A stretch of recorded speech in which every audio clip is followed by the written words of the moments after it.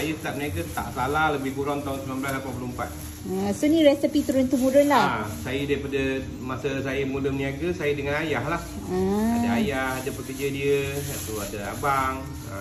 Jadi kita orang ikut dia. Sudahnya saya kena tinggal pula. Sampailah sekarang. Sampai sekarang.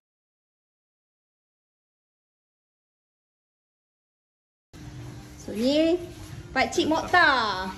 Kita letak atas meja.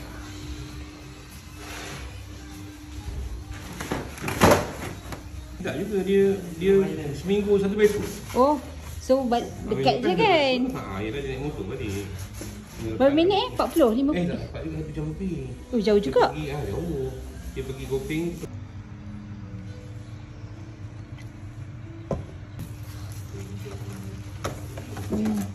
Roti planta. Intinya. Rotinya kat dalam dapur. Masih dibakar.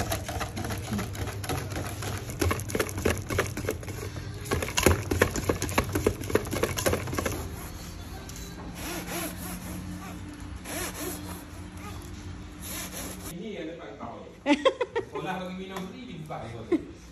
Rezeki jangan ditolak kan? Dia kena dia cakap. Dia pergi sekolah ada minum free. Sedap. Air free sedap. Cik. Ayo. Banyak kerja lah. Ya, siap.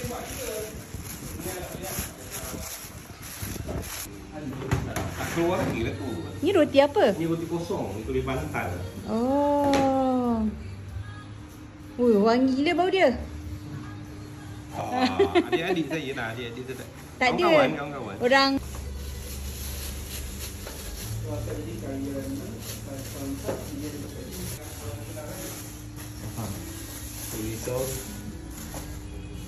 ni roti Pigeon.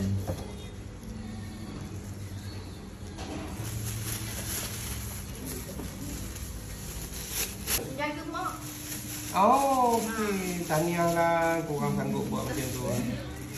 Sama ni adik-beradik ke ni? Dia bayar, anak-anak tu pun bayar.